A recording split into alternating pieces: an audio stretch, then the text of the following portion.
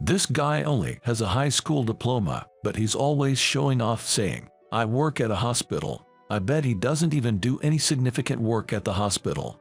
Such a pointless dude. At a social mixer where I was the wingman, I constantly felt belittled by a classmate. He never missed an opportunity to assert his superiority. I was fed up with him. However, he didn't know the real me. Coincidentally, there was a woman at the mixer who knew my true identity. I reluctantly revealed it. Upon hearing it, that classmate was flabbergasted. My name is Tim. I am a 28-year-old man, currently working as a doctor in a hospital. I lost my mother to an illness when I was in middle school and was raised in a single-parent household by my dad. The experience of losing my mom to illness inspired me to become a doctor. It was a challenging journey, but I eventually earned my medical license and am now practicing medicine. However, whenever people find out I'm a doctor, they always have something to say, so I just mentioned that I work at a hospital without going into specifics. I haven't been specific about my profession. Due to this, some acquaintances have misunderstood my actual profession.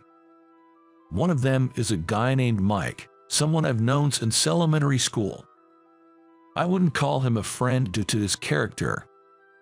Mike went to the same school for elementary, middle, and high school, graduated from a national university, is a salesman for a major company, and is a man of flamboyant appearance and lifestyle. Even I, as a guy, have to admit he's handsome. His whole appearance screams money. There are rumors that he once spent tens of thousands of dollars in a single night at a club in downtown Las Vegas, so you get the impression he's a real ladies' man. But inside, he is the worst kind of man, a scum, to be honest. Even if he's dating a specific girl, he thinks nothing of making moves on other women. He can't handle his liquor, and whether he has a girlfriend or not, he's always throwing parties. It's so much like that's the status of a man to do something like that, but actually he was brought up in a normal family. I've told him several times that you should stop such behavior, but it doesn't seem to get through to him. You might wonder why I'm still in touch with such a guy. It's because he keeps inviting me to his mixers. It all started about a year ago when I bumped into Mike downtown after not having spoken since high school. He recognized me and approached. We were classmates, so he vaguely remembered my face. "Hey, are you Tim?" When I saw Mike, who was already dressed in full-body luxury brand stuff from then on, I didn't really know who he was at first. "Who might you be?" I found myself asking. "Come on, man, it's me, Mike Williams, your classmate from senior year of high school." Even with that, I couldn't quite place him. That's because he looked completely different from when we were in high school. I don't recall having such a flashy guy in our class back then. It wasn't until he showed me a photo from high school on his phone that I exclaimed, "Oh, it's you." "Actually, I'm surprised you recognized me," I admitted. "You look exactly the same as you did in high school," he chuckled. "So, what are you up to these days?" "Me. I work at a hospital now." "You work at a hospital? You didn't go to college, did you?" "Oh right, that's the story here." "Well, yeah," I replied. Just as we were about to dive into old times, for some reason, Mike remarked, "So you're basically saying you went straight from high school to being unemployed and now work at a hospital, right?" "No, that's not it," I tried to clarify, but he wasn't listening. He had made up his mind. Working at a hospital is a big deal for a guy who just has a high school diploma. I don't just have a high school diploma. Well, whether you're in medical admin or a janitor, it's all hospital work. I get it, men want to show off. Moreover, for some reason he sympathized with me and said, "I feel bad for you, Tim. I'll invite you to our group hangouts," and that's how I started getting invitations almost every time. To be honest, even if I go to these hangouts, Mike always looks down on me by calling me just a high school grad and makes fun of that fact, laughing about it. Honestly, it feels like I'm just being made a fool of. and his personality is terrible. To be honest, sometimes I don't even know why I go out with him every time, and I end up with a look of emptiness on my face. However, the guy has impeccable taste in restaurants, never misses on the food choice, and even offers to cover the cab fare home. To me, it feels like I'm just going out for a free delicious meal. So, here I am again, called by Mike to make up the numbers, attending yet another gathering. Today's outing was supposed to be a 5-on-5 mixer, and the ladies were all nurses peers in my field, which felt a tad refreshing. Mike seemed quite pumped up, stating, "I'm definitely getting a date tonight. By the way, he's supposedly seeing someone right now, but that doesn't stop him from hosting these meetups. It's human nature to seek out new connections, even if you're already dating someone," he'd say. As usual, his audacity almost feels refreshing. Tonight's venue is a fancy private dining room with a view overlooking New York. Mike had told me to dress sharp, so I wore the only decent jacket I had. Upon seeing me, the first thing out of Mike's mouth was, "Isn't that a bit plain?" "That's all I have," I replied. "Well, you're just a high school grad. It makes sense you'd have less money than me. You'll be perfect as the wingman," he teased. I wanted to tell him off, but I held my tongue. "All right, everyone, cheers." With Mike's call, the gathering officially began.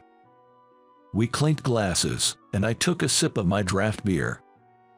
Although it was supposed to be a 5-on-5 mixer, only Mike and I showed up on the guy's side.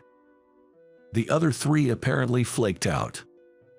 But the fewer men, the more chance for Mike to mingle with the ladies. He seemed to be in high spirits. The women, chosen by Mike's impeccable taste, were all incredibly beautiful. Last-minute no-shows happen now and then, but 3 at once is quite rare. Every time, I wonder just how unpopular Mike is. But then again, I also question my sanity for showing up almost every time he asks. Thanks, everyone, for coming tonight. I know we have some notable absences, but let's enjoy with the folks we have. Mike, still in high spirits, exclaimed. He was already on his second glass of wine. "Thank you for having us," the ladies cheerfully responded. Then, one of the women turned to me. "And you are?" "Tim Miller. I work in a hospital." "Nice to meet you," I replied, trying to keep it simple. Suddenly, the chatter among the 5 ladies went like, "What? No way. Perhaps they think I'm plain compared to Mike."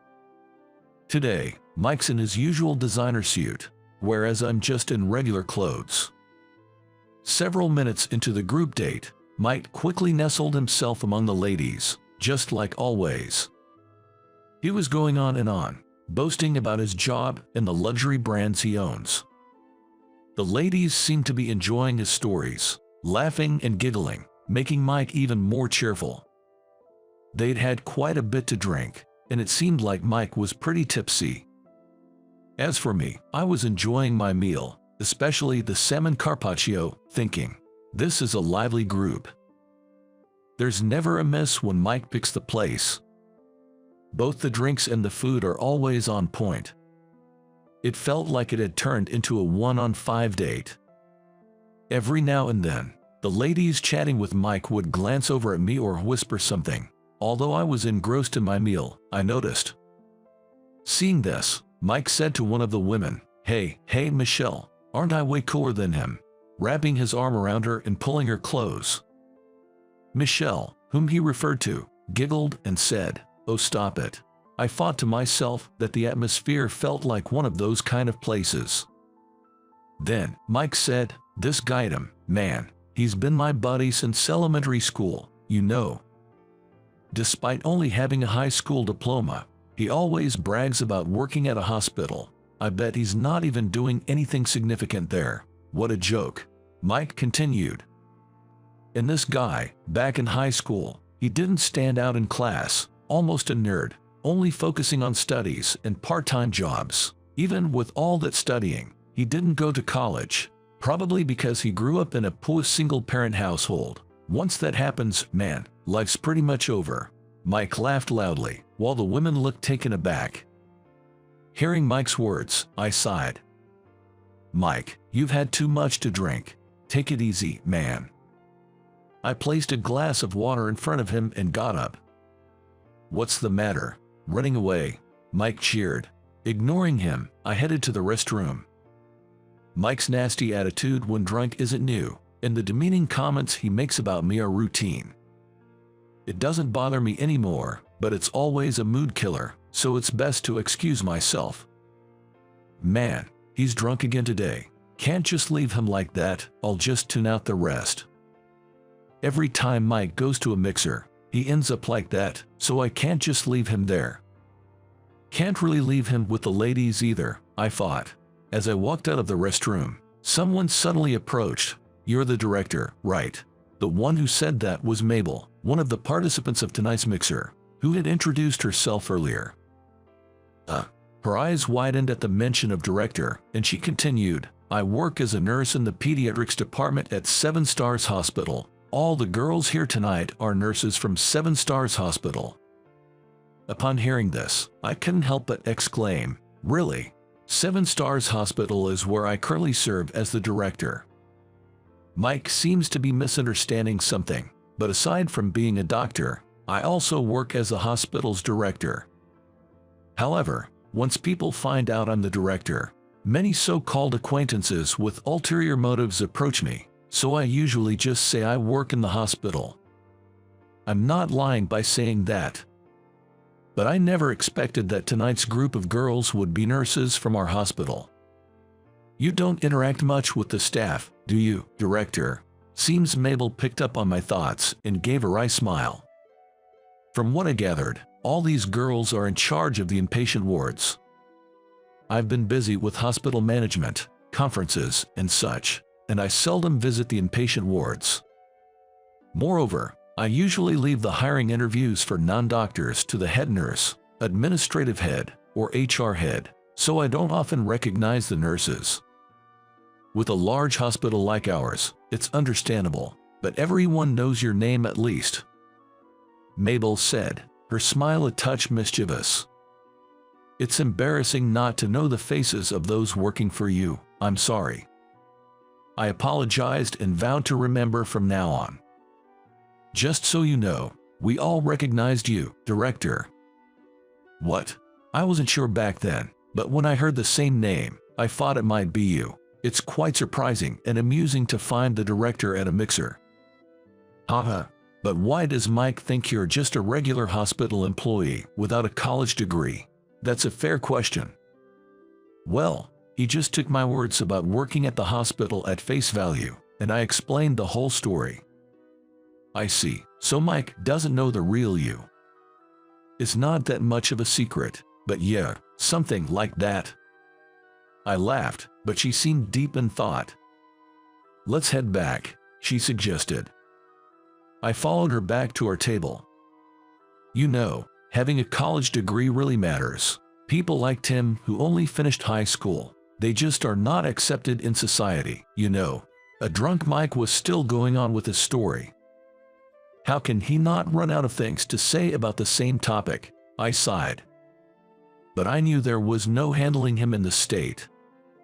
The last time I tried to take a drunk Mike home, he acted like a baby, saying no way, I ain't going home yet, and started throwing a fit on the floor. I'd rather not remember that fiasco. Best to just leave him be.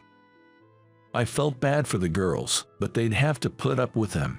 I ordered a whiskey highball from the waiter and nibbled on some pasta. Then Mabel sat next to me, asking, Is the pasta good, director? I nearly spit out my drink and pasta. Director? Who? Hearing Mabel's words, Mike turned our way. This guy, Tim. He's the director of the hospital where we work. Moreover, he earned his medical license in Switzerland. He's quite the accomplished doctor. Then the remaining 4 women came over saying, I knew it, and I thought so. For some reason, all the women now gathered around me. I heard the director often attends conferences and is on business trips, so it's rare to meet you, but I had a feeling it was you. I was curious ever since I heard the name.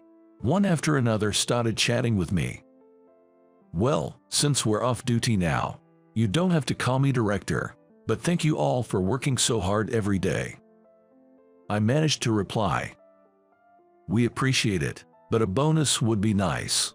Indeed, the ladies all laughed together. The reason I became a doctor was because of the illness that took my mother's life when I was in middle school. I visited her almost every day while she was hospitalized, and seeing her suffer during her treatments made me want to save those in pain. To become a doctor, you need to go to medical school. And tuition is far from cheap. I couldn't afford to fail or repeat a year, so I studied hard. Given the high cost of med school, I even started a part-time job so I wouldn't be a burden to my father. High school felt like it was just studying and working.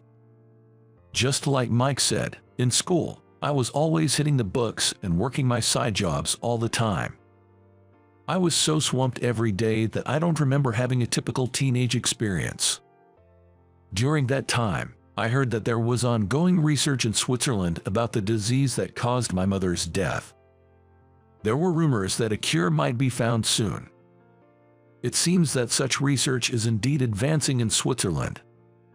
So, I decided to get my medical degree in Switzerland, not in the US.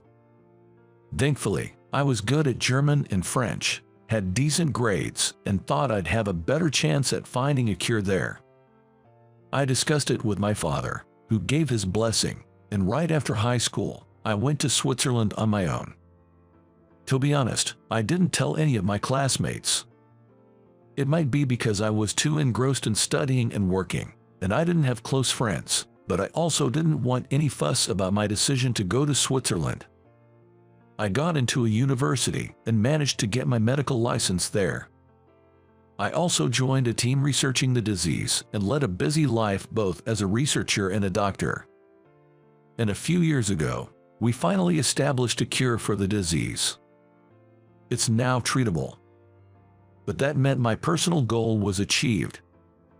I achieved my dream sooner than expected. While I was pondering what to do next, I got a call from Dr. Smith, a renowned authority on cardiology and a member of our team. Since my specialization also includes cardiology, I personally referred to Dr. Smith as Master. He proposed, "Tim, how about coming back to the States and becoming the director of one of our affiliate hospitals?" Me, a hospital director, he said. "We have a hospital in our medical group that we'd like to revamp. We're thinking of bringing in a young director to draw attention. Having a young director who's returned from overseas would be a great selling point. Plus, I like your dedication." Do I come across that way? Not everyone would go abroad to study medicine and research a cure. Why not try that passion as a hospital director? He suggested. Honestly, I wasn't sure if I could handle such a significant responsibility, but I decided to accept the offer. And about a year ago, I was entrusted with the 7 Stars Hospital. But as a director, I feel I still have much to learn every day. Catherine, one of the attendees, told me, "Doctor, you always look so serious in the hallways. I thought you were much more intimidating," and laughed. Well, every day I'm anxious if I'm doing a good job as the director, and I can't help but furrow my brow. Don't worry, the current hospital really feels so homely. Exactly. The fact that they encourage not working overtime is great. As a director, at least I can do that. I don't want to work overtime either. I get it, nobody really wants to. The conversation unexpectedly took an exciting turn. While Mike was so shocked he lost his words when he found out that I'm actually the head of a hospital, the women around me, including myself, were all of us and excited. And then there was no one left around Mike.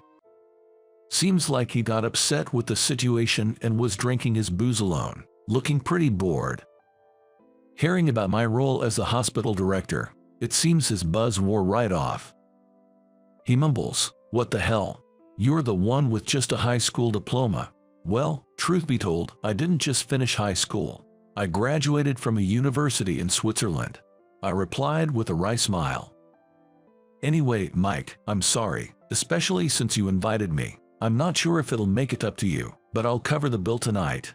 Saying so, I took out my card and handed him $100. "This should cover your cab fare for tonight. You've always been covering for me." As I pushed the $100 into his hand, I said, "Don't worry about it. I might have been a high school grad from a single-parent, low-income family here, but now I'm a director." Mike, with a frustrated look, just left the bar, and the group date came to an end. As it turned out, Mabel and I were headed in the same direction, so we decided to walk together. "Director, you really take care of everyone, don't you?" Mabel remarked. "Oh, do I? If it were anyone else, after being looked down upon like that for supposedly being just a high school grad, you would have left in anger." "That happens all the time. I'm used to it, and I didn't want to leave the ladies in that situation." "That's what makes you caring. You're always putting up with it, right? That makes you a good person in my book," she said with a laugh. "But why did you reveal my identity there?" "Because, seeing you ridiculed like that when I know how capable you really are, I couldn't keep silent. Plus, you're quite popular among the staff, so maybe you should mingle with everyone more." "Wait, I'm popular?" "Yes, you became a director at such a young age, and everyone is eager to hear about your experiences in Switzerland." I had no idea. "Being a director keeps me busy. Maybe from tomorrow, I'll try to interact more with everyone." "Please do," Mabel laughed. The next day, while I was having lunch in the hospital's cafeteria, 5 of the female nurses from last night's mixer approached me, saying, "Thank you for last night," quite loudly, in fact. This caused a stir among the other staff members. "What? The director went on a mixer? You know, the director was seriously looked down upon yesterday." The chatter began, and by evening, that talk had spread throughout the entire hospital. From that day on, other doctors would approach me saying, "Hey, director, invite me to your next mixer too." From then on, I started actively engaging with other doctors, nurses, and staff. Although the catalyst was the mixer story, I felt I couldn't miss out on this opportunity. "People always thought you, the director, were a pretty stiff type, but turns out you're quite approachable. I heard you've been attending those mixers quite a bit," they said, and I could only respond with a wry smile. From then on, I continued to engage like that, and I felt the overall vibe in the hospital started to improve. Even my mentor, Dr. Smith, who happened to visit the hospital, mentioned, "The hospital has become so much more welcoming. Good thing we left it in your hands, Tim." This made me more determined than ever to excel in my role as director. After that mixer, I began to regularly dine out with Mabel, and our relationship naturally progressed. A few years later, I proposed to Mabel. Of course, she said yes. "I'll do my best to support you, Tim," she assured me. "I've always had many responsibilities, like the hospital, its staff, and all the patients who rely on us, but now I have one more precious thing to protect. I carry that weight every day. I'm not always sure if I'm making the best choices, but to keep everyone happy, I think I'll always give it my all, even if it means relying on others at times." "Oh, he looks as dumb as you. I guess kids of someone who drop out of middle school are also stupid." A classmate named Catherine, who for some reason always looked down on me, looked into Ryan's face. She was a Harvard graduate. She was good-looking but had a terrible personality. That's what Catherine said after looking at Ryan's face. I could tolerate being mocked myself, but it pained me when she insulted my son, Ryan. Despite my patience, I raised my voice. "His education level doesn't matter. Just because you went to Harvard doesn't give you the right to speak to my son like that." Seeing this, Ryan said in a cold voice, "Dad, this woman, it's Mrs. Smith, right? Should we fire her? Ryan might look like he's 10, but he's no ordinary 10-year-old.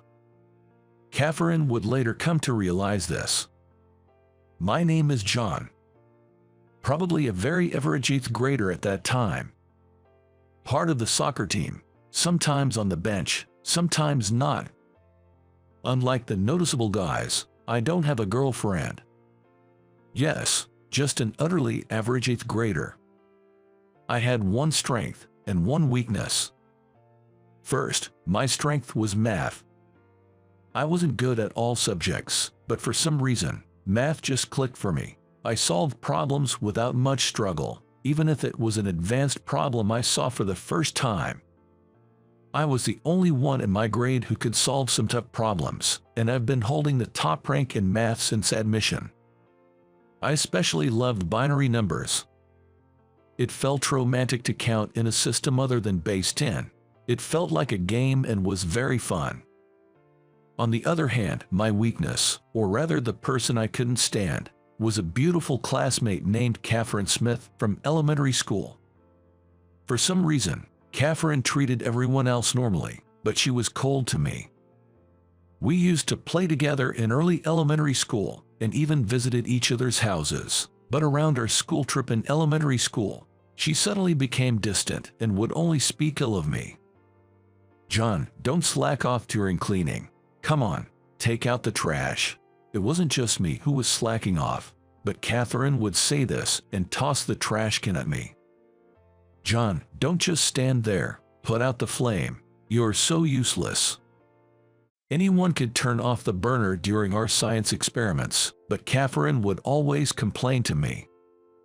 Moreover, she'd say things like, "I can't touch that alcohol lamp now that John has touched it," as if I was something dirty. I wanted to retort, but Catherine was bold, beautiful, and one of the top-ranking girls in our class hierarchy. I could never talk back and just took her remarks. I always thought that one day I'd prove her wrong, but the only thing I had over Catherine was math. However, she was decent at math and was top of the class in overall grades. Throughout middle school, Catherine kept targeting me. And as fate would have it, we ended up going to the same high school. So my high school life started with the same strength and weakness. Then, during my sophomore year of high school, my life took a 180-degree turn. My father, who was the backbone of our family, passed away. He loved fishing in rivers. One morning while going fishing, he drove the wrong way on a mountain road and plunged off a cliff, taking his car with him. And he never came back. Our family, which had been living a modest yet peaceful life, was shattered. I can never forget my mother's face when she received the call from the local police.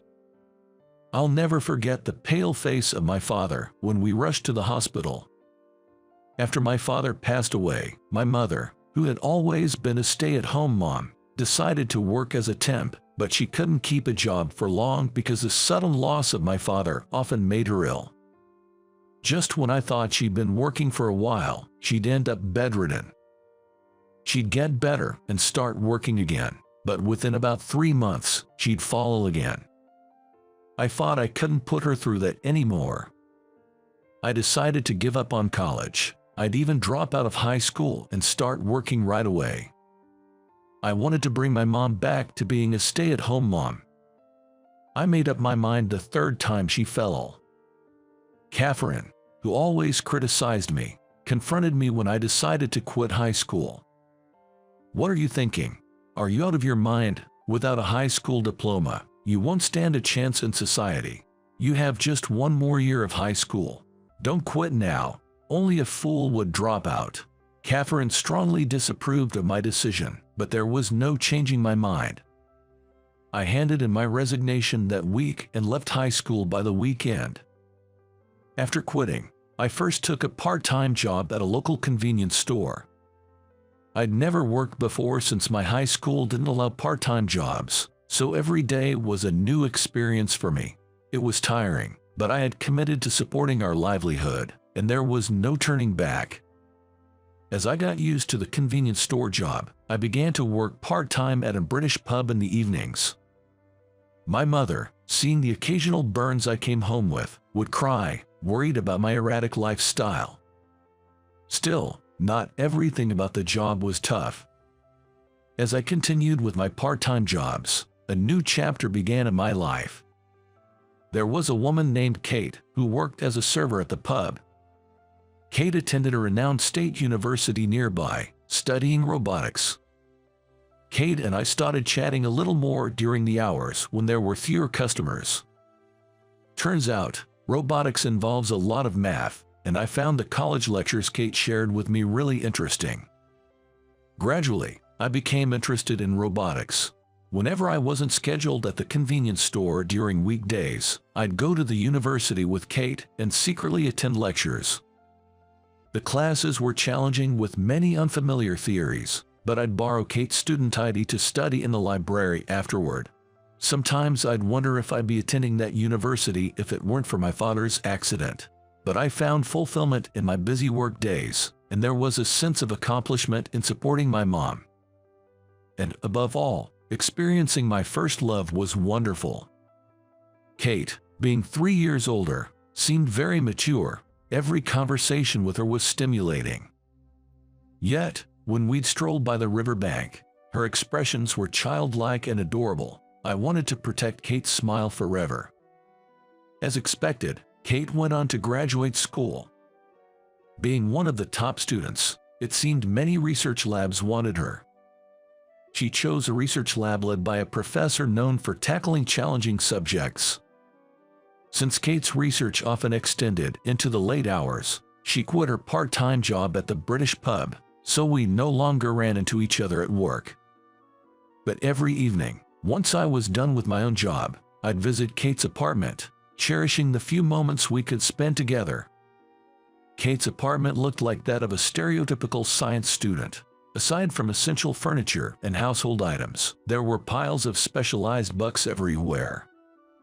By this time, I couldn't comprehend the complexity of the books Kate was reading, but she'd occasionally simplify her research for me. "You know, John, after working a few years, you can always choose to go to college," she said. I thought I had given up on the idea of going to college, but it was Kate who showed me such an option. Turns out, not everyone entering college is a fresh high school graduate around 18 or 19. Many adults do it, too. Those who've worked after high school and then felt the urge to study more also enroll. But Kate, I didn't even graduate from high school. When I mentioned that, Kate told me about the GED system. Apparently, even for someone like me who hasn't graduated from high school, if you pass the GED test, you are considered to have a high school level education and can then apply for college. Right now, I don't have the money for college tuition, and I'm maxed out just supporting my mom and me, but a new dream was born in me, to save up money and go to college someday. My dates with Kate were mostly in her apartment or on the university campus, but they were always a lot of fun. The university's cafeteria was affordable and tasty. Plus, considering the appetites of college students, they had plenty of large portion options, which was great. Kate loved the parfaits from the cafeteria. Every time I bought her one and brought it to our table, she'd be so delighted. I'd often think that if I could earn more, I could treat her parfaits at fancy cafes instead of the cafeteria. But the joy she found in those school cafeteria parfaits made me cherish her even more. Kate would always tell me, if you want to earn more, you can't just work more hours. There's a limit to how many hours a person can work. Instead, improve your skills. If you can earn more per hour, you'll make more even if you work the same hours. You should focus on learning. I had a tendency to pick up more shifts whenever I saw something Kate might want, but her words made me hold back and consistently work on improving my current skills. I learned to use software I couldn't before, and even got a culinary license. Though it cost money to study, and sometimes felt like a financial setback, once I got that culinary license, the manager at the pub I worked at praised me and raised my hourly wage. As a result, I was able to buy Kate the necklace she had been eyeing for Christmas. And with my improved computer skills, I got a job as a computer class instructor through a friend's recommendation. Leaving my convenience store job that I had since dropping out of high school, teaching computer skills to folks in the community meant a significant bump in my monthly earnings. Around this time, my mom, feeling healthier, started working part-time, reducing the financial burden on our household. Little by little, I started saving money. With savings in hand, I began to think about marrying Kate. And when Kate graduated from grad school in the spring, we joyfully tied the knot. Our life together, as she started her job as a researcher after her postgraduate studies, was incredibly happy. We rented a small place, but whichever of us got home first would make dinner, and we'd eat together every evening. Even the moments just lying together, I felt so happy being aware of Kate's presence beside me. I continued to juggle my jobs as a computer instructor and a part-timer in a pub's kitchen. One day, the manager approached me, saying he wanted me to run the kitchen for a newly opening pub. It seemed I was the only part-timer with a culinary license. So, my hourly wage increased a bit. "John, let's save the extra money for when you go to college someday," Kate suggested. Even though I wanted to treat her to all her favorite foods, she said that, "I'm quite content with my current life. You should definitely go to college. You love math so much." Saying that, Kate wouldn't let me use the money for our date night. I even proposed sending more money to my mom, but after hearing from Kate about college, she refused. And that's how I began saving for college. Then one day, Kate, blushing, told me something. "I'm pregnant." We were truly at the peak of our happiness. Our son, Ryan, turned out to be an astonishing prodigy, much to our surprise. Kate and I were both good at math, so we expected him to like it to some extent, but he exceeded our expectations. In no time, he could count from 1 to 100 and started solving quadratic equations even before kindergarten. He quickly became fond of binary, my favorite, and could convert decimals to binary instantly. Kate continued her work part-time, and after finishing her research at the lab and picking up Ryan from daycare, she'd chat with him about math in ways he could understand. Ryan always listened with shining eyes. By then, I had quit the pub job and had become a full-time instructor at the computer class. Ryan quickly learned to operate the computer I taught him, and he easily outgrew the programming materials for elementary school students. I wonder what kind of person he'll grow up to be. One night, while stroking the sleeping Ryan's hair, Kate said this and suddenly began to cry. "Kate, what's wrong?" It was such a cheerful topic, so what happened? Looking at her face with suspicion, Kate clung to me and began to cry. Then she revealed, I've been diagnosed with a brain tumor. I was stunned. Only 6 months left. I couldn't come to grips with Kate's confession and remained silent for a long time. I need to support Kate. I knew it, but I couldn't help picturing my father's pale face. Now, even Kate. It reminded me of the atmosphere when my mother answered the phone that day. It's terrifying. Please tell me it's a lie. Tell me you're just groggy. I couldn't accept Kate's illness, and for a while, life continued as usual. Kate went for treatments, but she never talked about her illness since then. I thought maybe we could just pretend it never happened. But one day, a call came from the lab. Kate collapsed. Lying in the hospital bed, Kate had regained consciousness but was hooked up to several lines, breathing through an oxygen mask.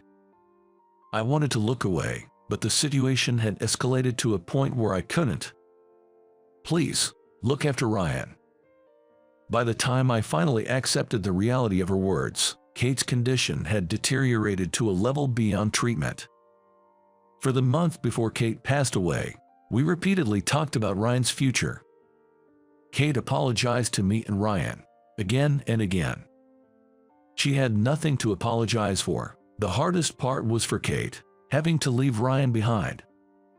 Ryan has an incredible talent. Kate kept saying. I felt the same way. I'll do everything I can to help Ryan harness his exceptional gifts. Kate often took Ryan to the lab, where everyone adored him. She asked me to keep taking him to the lab even after she's gone. With the help of everyone in the lab, I promised to provide the best education possible. At dawn, on the day when 6-year-old Ryan held back tears and said, "Mom, Dad and I will do our best, don't worry," Kate was called to heaven at the young age of 33. Having lost a loved one twice, I couldn't afford to break down. I had to protect my son, Ryan. From that day, we started a new life, focusing on nurturing Ryan's talents. Time passed, and as Ryan's 10th birthday approached, we went to celebrate at a famous upscale restaurant known for its traditional dishes. After enjoying our meal, we were satisfied and just stepping out of the entrance when I noticed a familiar face. Catherine. It was Catherine, an old acquaintance from elementary to high school. She was there dining with her boyfriend. Upon seeing us, the corner of her mouth twisted into a smirk. "You, dining in such a fancy restaurant, even though you dropped out of middle school. Out of your league, don't you think? Middle school dropout or not, what's that got to do with anything?" I didn't want to provoke Catherine, especially with Ryan around. I tried to leave quickly, but she kept on throwing jabs. "You probably can't even educate your child properly with your dropout status, can you?" I had promised Kate to prioritize Ryan's education, so this really got under my skin. Still, I tried to ignore her and started to leave with Ryan. "Look at him. He's got that clueless look, just like a dropout's child. I guess stupidity runs in the dropout family." Catherine pushed further. Although I could handle insults thrown at me, when she insulted Ryan, I lost it and snapped back. "My educational background has nothing to do with this. Just because you went to Harvard doesn't give you the right to talk that way about my son." "Oh, come on. Is it because you didn't even finish high school?" Catherine continued to mock. Ryan suddenly said in a cold voice, "Dad, this woman, it's Miss Smith, right? Should we fire her?" "What are you talking about, Ryan?" Attempting to reprimand him, Ryan continued, "She's a business associate of my company. She might not know me, but I've seen her. She's from the security firm we've outsourced to, so at the very least, I can have her removed from the current project. Right, Miss Smith?" "Ryan, there's no need to retaliate, no matter how much one is mocked." That being said, I might have snapped back a bit earlier. I tried to silence Ryan's harsh words. "What? How can a kid like this be associated with my company? There's no way you can fire me. Talk in your dreams." Clearly shaken by being addressed by Ryan, Catherine snapped back and disappeared into the restaurant with her partner. "Ryan, you shouldn't talk about firing someone like that," I advised him, but Ryan still looked discontent. Ryan can be a bit sharp-tongued at times. Well, being acknowledged as a member in Kate's lab, researching robotics as an elementary schooler, and even doing system development, I can see why he might have become a bit assertive and outspoken. But kindness and relationships are the foundation for all. Just because he's a child doesn't excuse everything he says, especially since he's working with adults on system development. He needs to be careful with his words. Ryan developed a digital photo album app. It became a massive hit. With the profits, we set up a company to develop the next app. On paper, I was listed as the CEO, but in reality, Ryan was the one pulling most of the strings. The security aspect of that album app was outsourced, and Catherine worked for the outsourced company. When I reprimanded him for speaking rudely to an outsourcer, Ryan pouted for a while, but when I said, "Mom will cry," he calmed down and muttered, "Sorry." It was a few days after the incident at the upscale restaurant. A data breach occurred at Catherine's company. Fortunately, the information leaked wasn't directly related to Ryan's app, but we found ourselves dragged into the whole mess. "You did it, didn't you?" Holding a grudge about that incident before, Catherine accused Ryan of being the culprit. Ryan was, of course, outraged.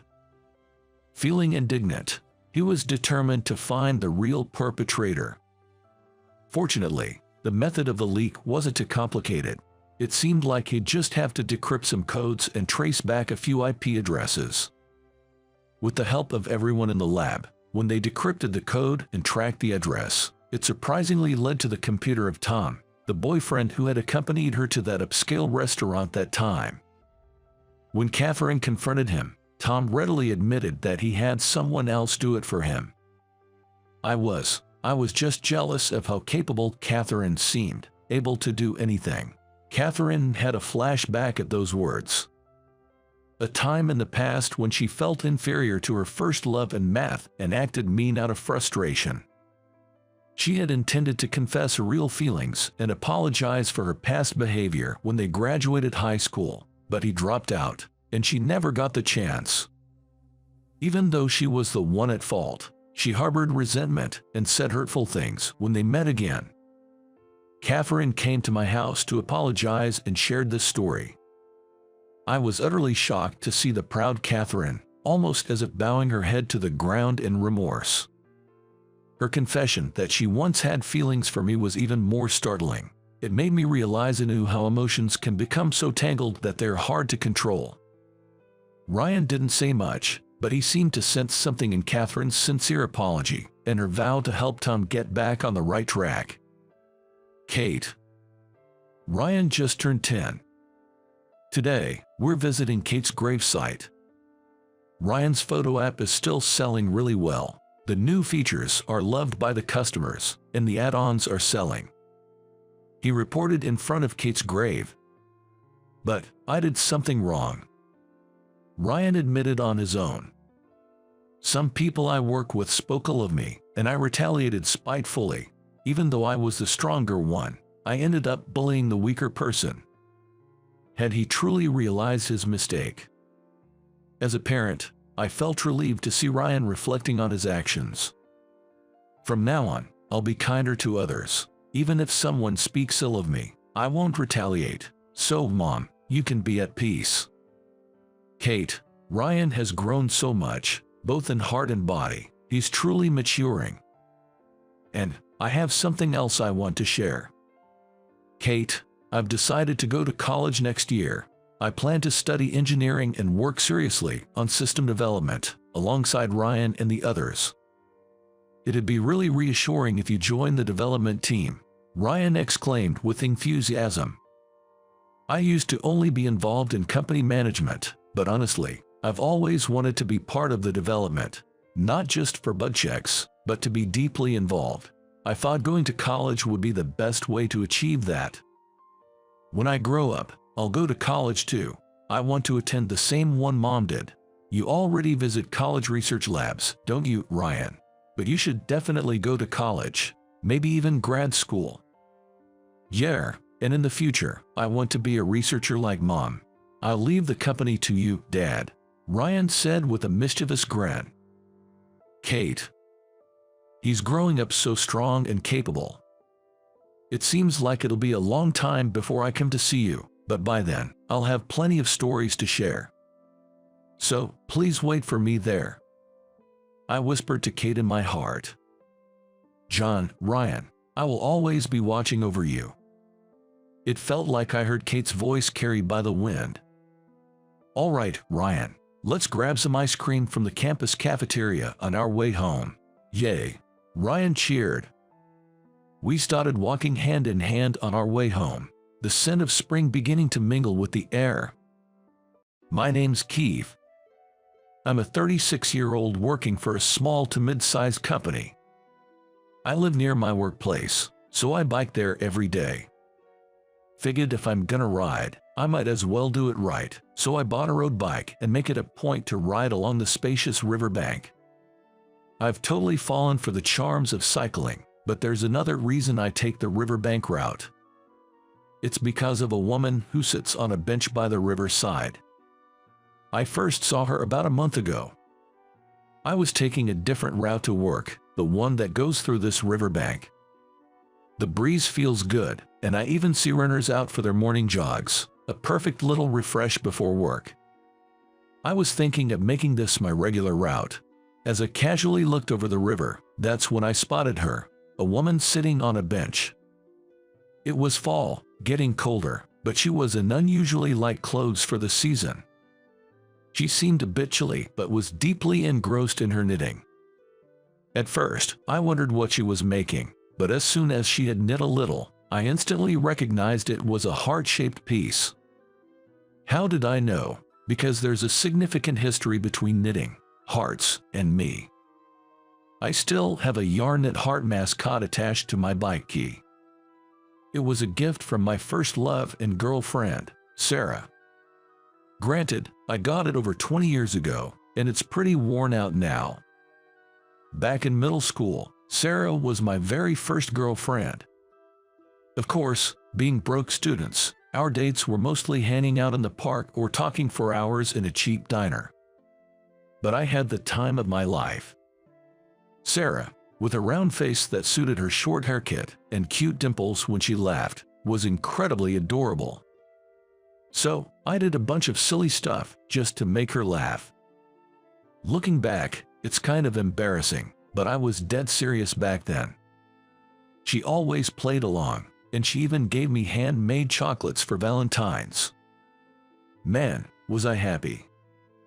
I had a bad reaction to those chocolates and spent a lot of time in the bathroom, but that didn't matter. Sarah was skilled with her hands but seemed to struggle with cucking. However, her knitting skills were top-notch even in middle school. She was always knitting something. Sometimes she'd even bring her yarn to class and knit during breaks, which led to teachers scolding her or confiscating her materials. So, when she gave me this heart mascot, I was over the moon, even more than when I received the Valentine's chocolates. Because she had knit this heart just for me. I was grinning so much that day, I must have looked ridiculous, but it made Sarah crack up. Everything with Sarah was a first for me. I genuinely loved her, and I thought we'd always be together. Our first date, the first gift, and our first kiss. We even got caught by the authorities for sneaking out late at night to talk in the park. Every moment spent with her is still irreplaceable to me. But we couldn't stay together. After dating for a year, Sarah had to move schools. And it was in another state, not somewhere a student like me could easily visit. Back then, not everyone had cell phones. They weren't something students would have. We'll definitely write to each other. We promised as I tearfully saw her off. I wrote letters every week, and at first, Sarah responded. But gradually, her replies slowed, and eventually, they stopped altogether. I tried sending more letters, but they never reached Sarah, and finally got returned to me. Our relationship, strained by the distance, fizzled out without even a proper breakup. Those memories randomly came back to me while I was riding my road bike on the way home from work. She's there, knitting on the riverbank, even when it's time for me to head back. She's finished with the heart-shaped knitting, and I stop my bike to watch, wondering what she'll make next. Maybe it's plain curiosity, or perhaps I see a bit of Sarah in her. After all, the only woman I'd ever seen knitting was Sarah. But the woman suddenly started unraveling the knitted heart she had finished. What? I exclaimed, genuinely thinking it was such a waste after all the effort she put into it. I've always seen her engrossed in her knitting, head down, so I never really saw her face, but she seemed to have a sad expression. I felt a little uneasy, but she and I were total strangers. After all, I was just observing her without any real connection. Thinking I should get moving on my road bike, a strong gust of wind blew. I braced myself to avoid falling, but the keychain I got from Sarah broke off to wear and tear, rolling down toward the riverside. Whoa, hey, wait, I shouted. To make matters worse, it didn't roll onto the grass but down a staircase, gaining momentum and making it hard to stop. In a panic, I jumped off my bike and ran down the riverside. I couldn't lose the precious gift from Sarah. From that rush of emotion, I yelled out loud. It was when I looked up after catching the mascot that luckily stopped near the bottom of the stairs. I caught her eye when she turned towards me at the sound of my loud voice. The first expression I saw in her, though she was skinny and her hair grown out, she looked just like Sarah. Sarah. Huh? She gasped softly, eyes wide. Her face seemed to ask, "How do you know my name?" And then her eyes shifted to the mascot in my grasp. "No way, is that you, Keith?" Her recognition confirmed to me that she was indeed Sarah, and I found myself frozen for a moment. Well, of course.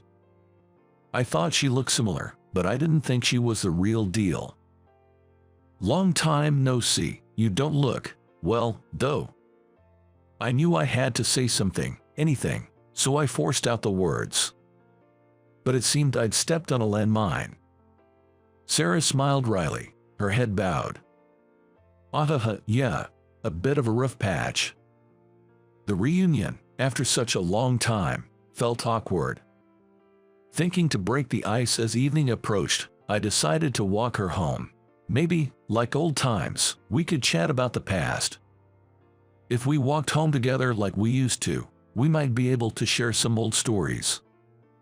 But then I heard Sarah's bombshell. "I don't have a home." The cozy atmosphere turned super awkward. Caught off guard, I blurted out, "What do you mean? You don't have a home?" What a spur-of-the-moment question. Sarah, with a self-deprecating tone, confessed, "Actually, after I moved, my parents got divorced. Neither of them wanted to take me in, so I ended up in a facility. It's tough to get a decent job with just a high school diploma. Now, I'm living in a cheap inn, picking up odd jobs here and there." She said this while staring at her yarn. I realized then, Sarah must be struggling financially, unable to afford new yarn. That's why she's been unraveling old pieces. Her light clothing wasn't a fashion choice, it's all she had. "Did you stop sending letters because you went to that facility?" I asked. "Yeah, things were hectic, and I couldn't take your letters, Keith. I didn't know your address, so I couldn't send any. I'm so sorry." She admitted, still looking downcast. I just wanted to see Sarah smile again, like in the old days. Even if our connection had naturally faded, I still cared for her, still loved her. I just want her, someone I have feelings for, to be happy. "Listen, Sarah, if it's okay, could you knit this again?" I asked, handing her the worn-out heart-shaped mascot. "I'll buy the materials. Please. You've kept this thing I gave you. Haha, am I really good enough?" She laughed, a bit surprised and touched. "I want it because it's you who'll make it, Sarah." At that, she gave a modest, happy smile. Since then, Sarah started knitting my mascot again at a bench by the riverside. I'd buy whatever she told me to get and hand it to her. I considered going with her, but I didn't want her to worry about the cost, so I just handed her what I bought. In the mornings, I could do little more than greet her, but I made sure to stop by Sarah's place on my way home to talk, even for a bit. But the conversations were always about the past. About things we did in our club activities or embarrassing ourselves by hitting the wrong note during a singing contest. For us, the only common ground was those old stories. But that was enough. Because Sarah started to smile a little more. 2 weeks later, Sarah made a stunning heart-shaped mascot for me. It's clear she's improved her skills. Her mascots used to be just plain pink, but now they have red patterns on them and look much cuter. "Well, this looks like something you could buy in a store." "Oh, come on, it's not that great." She was modest about it, but the mascot I attached to my road bike ski was very popular at work. "I want one like this." "Where did you buy this?" It was particularly popular among the female employees. I spontaneously thought, if Sarah sold the ones she made, she could make a living off of it. Nowadays, people thrive selling handmade items online. With some yarn, Sarah's creations would definitely sell. I was sure of it, partly because of my business intuition. So, when I suggested this to Sarah, "I can't do it." "Why not?" It was a hit with the women at work. "The problem is I don't have an address." It hit me then. Even if she made and sold the products without a permanent address, there would be no place to list for returns. She would be in a bind if there was a mistake or a return. I wish I could make a living off of knitting too, but reality's tough. How about renting an address? I suggested that to Sarah, who was downcast. Many people these days don't want to use their home address, so there are services where you can rent one monthly. Sarah was surprised and said, "I didn't know that, but I don't have the money. I'll cover the costs for materials and such. Once you make a profit, you can save it and eventually rent your own place." But I don't want to trouble you, Keith. Hannah, how about this? Think of it as a business deal. I believe your knitting will be a hit. It's not just about helping her because I love her. I'm truly in awe of Sarah's talent and want the world to see it. I'm willing to support her financially to make that happen. Finally, Sarah agreed, saying, "I want to try it for a year. If she doesn't see results in a year, she'll quit." With that understanding, I supported her. Under that promise, I stepped in to support Sarah. But honestly, I had underestimated the situation. I was hoping that Sarah's knitting would gain traction, maybe around 6 months in. But Sarah's knitted goods started flying off the shelves almost instantly. It all began with her setting up a stall at a local flea market, where her knitted items, especially earrings and studs made with yarn, garnered a lot of attention. Thanks to this, her reputation grew, and when she participated in paid craft fairs, she made a decent profit. Of course, I helped out at the events, but Sarah is just amazing. She participates in events every month and yet never runs out of stock, always producing new items. I often wondered, how can she knit this fast and maintain this quality? Seems like she also started advertising on social media. Apparently, she began taking custom knitting orders online. She especially became a hit with moms wanting knit items for their children. Sarah is always busy knitting. Once she had saved up a decent amount of money, she could afford to buy clothes, and Sarah became noticeably more lively. She had been a bit too skinny, after all. Now when she smiles, dimples form, making her look just like she used to. In just 6 months, Sarah became a handmade crafts artist who made a significant profit, and she could purchase her own materials, and she no longer needed to stay in it. And now, she's living with me. About 3 months after she started selling her knit crafts, it honestly became more convenient for her to hold event meetings and get some assistance with delivery at my place. That's the official reason, at least. Sarah said she'd be fine living with me, and after the promised year passed, I took the plunge and proposed. She laughed and said, "We're pretty much like a married couple already," and gladly accepted. We've discussed having a wedding once things slow down a bit since Sarah is quite busy with her handmade orders. But to be honest, I just want her to finish her current crafts. After all, there are so many knitted items in our house waiting to be sold. I even built a shelf myself to help organize things.